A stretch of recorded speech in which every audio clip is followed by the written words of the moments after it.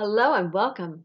I'm Carol DeChaine. I am a certified life and business coach, a Marconic multidimensional energy practitioner and teacher, and also I'm an intuitive.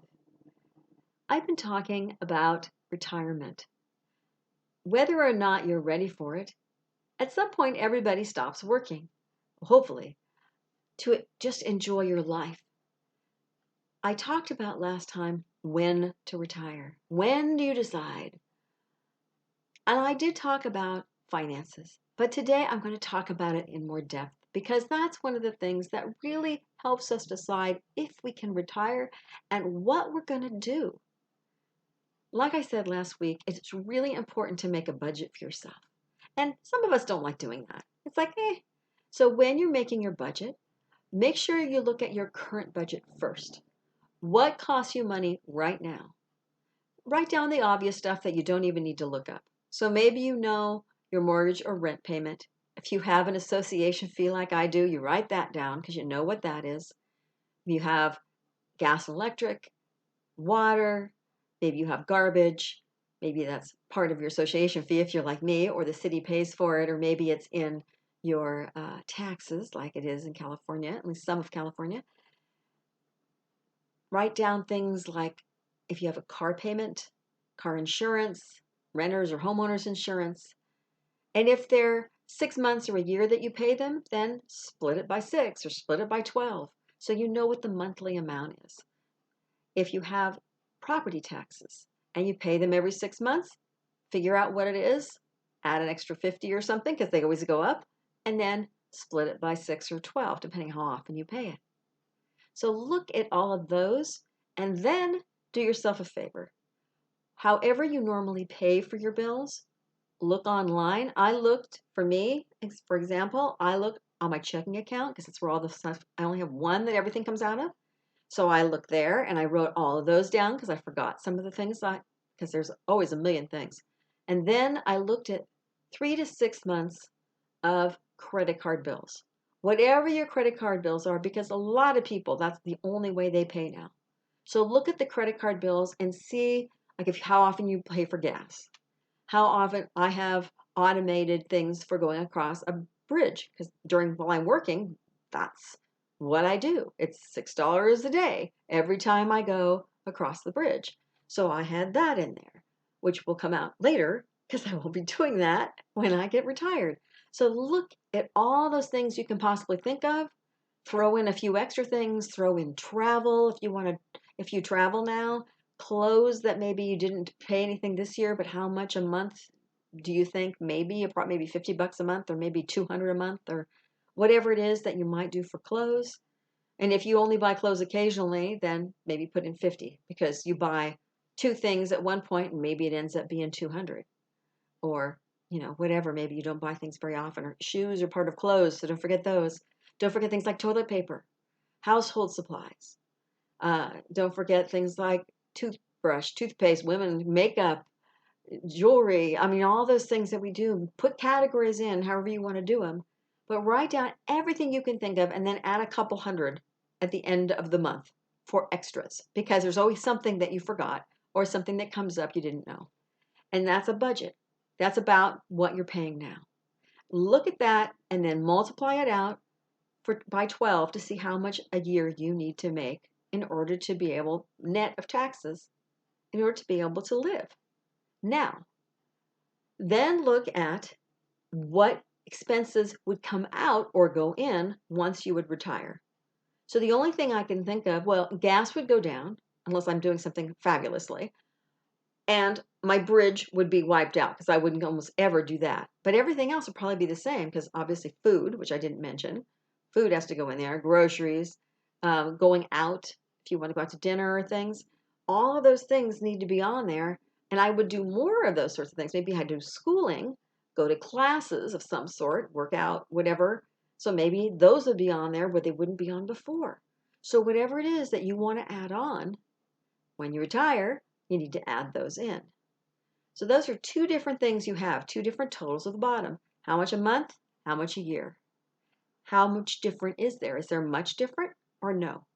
Don't forget medical insurance, dental insurance, any kind of health insurance. Because while you're working, if they're paying for it, what happens when you retire?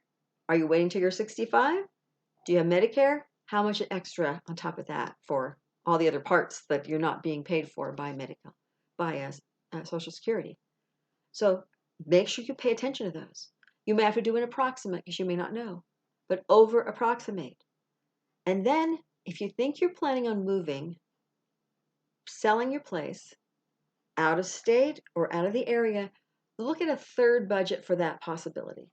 That's going to be a little harder to figure out, but try and get some sort of an idea on, like, if you're going to move, like if I'm moving from a condo with an association fee and I move to a small cottage somewhere, I may not have any association fee. Maybe I'm selling my place and I'm going to put down, maybe I'll pay for the whole thing off in a new location, which is why some people move.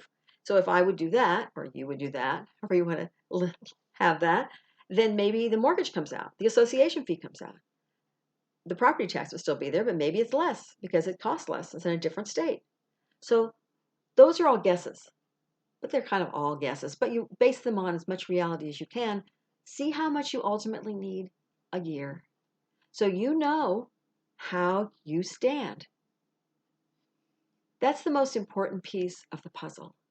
And then you need to look into all the other pieces of the puzzle.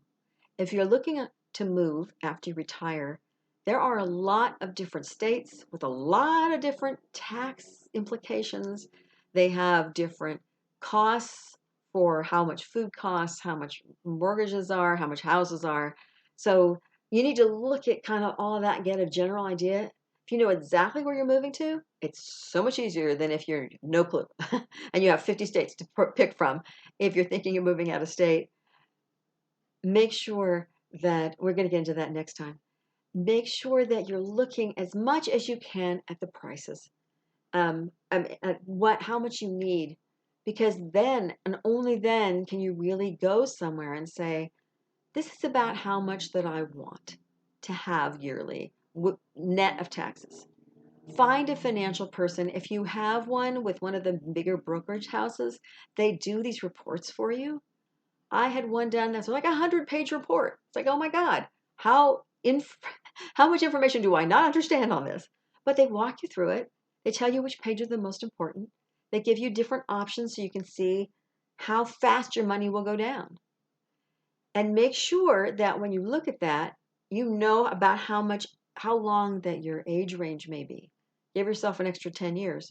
But my relatives, like I said last time, live to be between 90 and 100, a lot of them. I need to make sure that when I do retire, I have enough years in me that probably I'll be okay. But when you look at it, realize that maybe pay attention to how much you spend the first couple years till you get on your budget going. Make sure you're not overspending, you're not doing a lot more. There may be things that you go, it's like how time is. All of a sudden it's an hour later and you go, what did I do in that hour? Maybe it's 5 minutes later and it feels like it drags. But it's the same with money. After a year, you may find, oh my God, I spent an extra 10,000. What was that on? You need to be able to pay attention, to follow as much as you can the budget if you're tight, hopefully as much as you can, and then figure out what you spent more on so that you can then budget appropriately. You don't have to stick to a budget exactly, but at least know how much above you can go and about how much you can spend. That way you comfortably know how far you can go and how fast your money will go down. Maybe you have an insurance policy that you can look at, but make sure you check all of your assets. Retirement from an old job you have that you can pull in to maybe a 401k. From a 401k to an IRA, a rollover IRA. So you can get things more together so that you can then know exactly what you have. I know I had one from a job I had for 25 years, and I forgot about that one for a while. And it was like, oh my God, I need to pull that in so I know that I have this extra money. And when I pulled it in, it was quite a bit more than I expected. And it was great news, but I wasn't paying any attention at all to it out there. Look at where you might have money stashed. You can even look in your state at unclaimed property, if you're in the United States at least. Every state has unclaimed property, You can look up your name, your parents' names, your brother or sister's names, if you have a spouse, their names. Make sure that you don't have something out there that you forgot all about. It may be some stock your parents owned. It could be maybe they didn't even have stock certificates, but they thought they did, or it was over on a book shares they were out there with computer share or something, and you don't even know, but they've been turned over to unclaimed property because nobody's known about it for years. Maybe it's a CD that expired that is just sitting in a bank that finally gets turned over to the state. It, I've seen some for hundreds of thousands of dollars out there because nobody claimed them. Nobody knew about it. Somebody died or something happened and nobody knew. You may not be the only heir. Maybe if it's a parent, you'll have 5 siblings and maybe you'll get $5,000 because you look at it and it's a really high amount that you didn't know was out there and everybody has to split it because you can only put in for yourself for the beneficiary heir. So that's another place to make sure you look that there's no money that's unclaimed that you can add to your asset pool. Because whatever your asset pool is what's going to help you get from here to there. And now you may wonder why I know some of this stuff. Because I know as a life coach, finances isn't always your thing. But I have to say that I do have the reason I combine my spirituality with my practical stuff is because I'm a paralegal who works with people who are going through probate for their family, for people doing estate planning and trusts. And so I've seen a lot of those details as well as accounting for those after people have died. I do the accountings. So I see where things come from, people that are missing items that they've never collected. And as me, I've also had to do that for my parents where I've collected money in to see what is out there. So just know that once you can pull all the different assets in, and maybe you'll find some you didn't know about or that you forgot about, this will add to your nest egg. And also know that you don't have to necessarily retire from your day job and never go back to work. Maybe you'll get bored and you'll want to go back, and that will add to your nest egg. Or perhaps after the first year you see that you need more money than you thought, then you can decide what kind of part-time work you want to do to bring some money in. Because maybe you could consult whatever you were doing before, but just a limited number of hours. Or maybe you can work part-time here or there, just doing maybe limited things, just enough to bring in maybe $1,000 a month, pay for your mortgage or your rent or whatever it is that you're doing. Depending on where you're living, that could be nothing, or it could be a lot of money for you. Depending on, if you have a $4,000 house mortgage, then that's not going to make too much of a dent.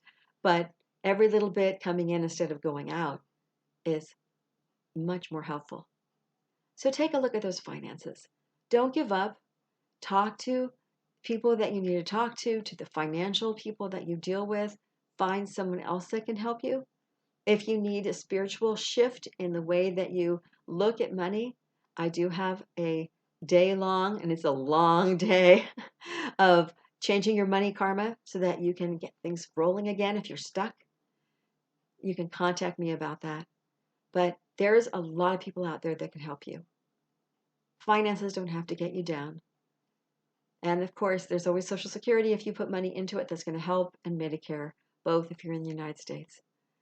So thank you for joining me. I hope this has been of assistance to you in deciding and getting maybe some ducks in a row for deciding on retirement. Next week, we're going to talk about where you should retire rather than when. I'm Carol DeChaine. If you like what you hear, please, of course, subscribe to my YouTube channel and click on the bell notification to know the next time that a video is posted. And if you'd like to have a little more information, you can also check out my podcast, Living Your Limitless Life, and it's available on Stitcher and iHeartRadio and Pandora and everywhere all over the place. Or you can also contact me and look it up on my website because the link is there. And if you want to know more about me, that's there as well.